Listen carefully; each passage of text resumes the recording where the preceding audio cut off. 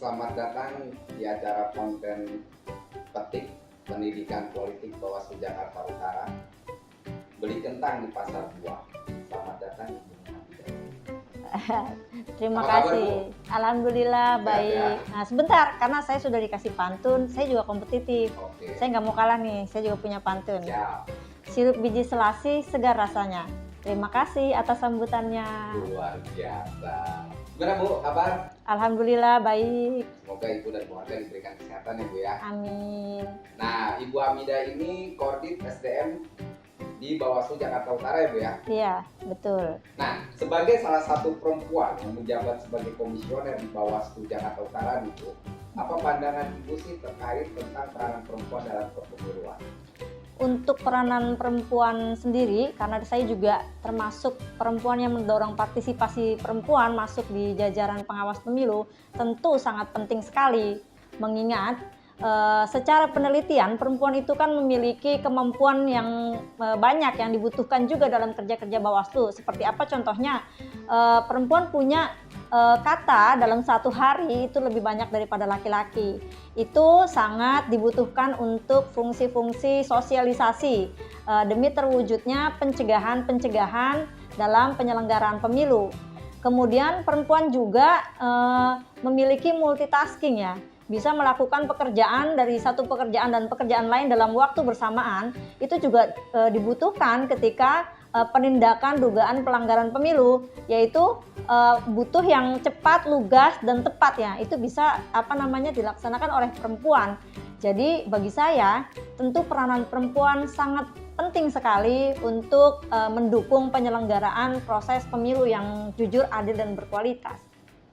Nah, bicara soal SDM nih Bu, apa saja sih kriteria SDM yang ideal pengawas pemilu?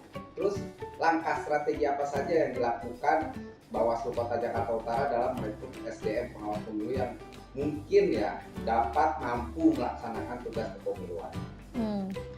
Untuk kriteria itu pengawas pemilu sendiri harus wajib memiliki SIMP. Apa itu SIMP? S berarti soliditas. Pengawas pemilu harus kompak dalam bekerja sama. Bekerja sama dalam tim sehingga keputusan-keputusan dan kebijakan-kebijakannya itu butuh cepat gitu ya, bisa dilaksanakan dengan cepat dan tepat. Kemudian yang I itu integritas. Pengawas pemilu harus memiliki perkataan yang selaras dengan perbuatannya, sehingga itu akan meningkatkan kepercayaan masyarakat terhadap kerja-kerja Bawaslu dalam mengawasi proses penyelenggaraan pemilu. Kemudian yang M, mentalitas berarti ya, pengawas pemilu harus memiliki mental baja, karena dinamika politik tentu seringkali terjadi banyak selisih paham gitu kan atas aturan-aturan yang ada. Maka dari itu dia harus siap ketika menangani proses-proses baik itu dugaan pelanggaran pemilu yang betul-betul pelanggaran ataupun yang bukan gitu kan, karena seringkali terjadi salah paham di lapangan. Maka dari itu pengawas pemilu tentu harus memiliki mental yang kuat untuk juga menentukan kebijakan-kebijakan yang cepat. Kemudian yang P terakhir adalah profesionalitas. Pengawas pemilu harus paham terhadap aturan-aturan yang berlaku, baik itu undang-undang pemilu maupun peraturan Bawaslu, sehingga dia bisa menjalankan tugasnya dengan maksimal. Itu yang wajib dimiliki oleh SDM pengawas pemilu. Nah, tadi Ibu menyinggung sedikit tentang SIMP ya Bu ya? Iya. Berarti kalau di kepolisian itu di Samsat punya SIM A, SIM B, SIM C, berarti di Bawaslu punya SIM P. Nah, betul sekali itu. Kita juga punya SIM, jadi iya. Nah, sebagai koordit yang membawa SDM nih Bu, sebenarnya tantangan apa sih Bu yang untuk membangun peningkatan SDM pengawasan di Bawaslu Kota Administrasi Jakarta Utara? Nah, itu ya. Kalau di Jakarta Utara sendiri, karena kondisi masyarakatnya itu juga keras ya. Jadi ini juga karena geografisnya kan panas gitu ya.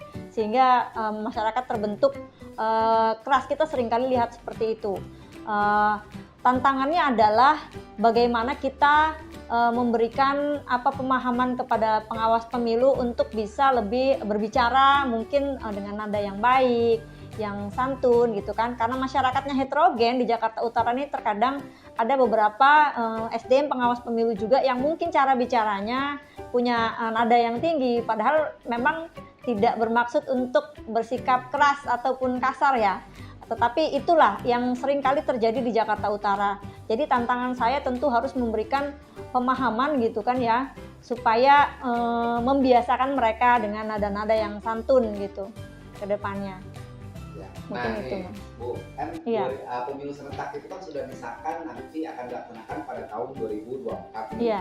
Persiapan apa saja sih yang akan dilakukan Divisi SDM Organisasi Bawaslu Jakarta Utara untuk menuju tahapan pemilu serentak di 2024?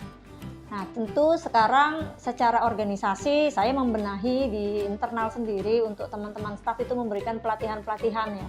Pelatihan-pelatihan baik itu jurnalistik, public speaking, sehingga mereka memiliki potensi tersebut yang tentu sangat dibutuhkan nanti ketika tahapan maupun penyelenggaraan pemilu.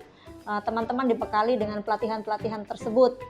Kemudian untuk SDM pengawas pemilu sendiri, tentu saya menginformasikan bagaimana kapan rekrutmen itu kepada seluas-luasnya masyarakat, sehingga masyarakat ini banyak yang ikut berpartisipasi nanti mendaftar menjadi pengawas pemilu.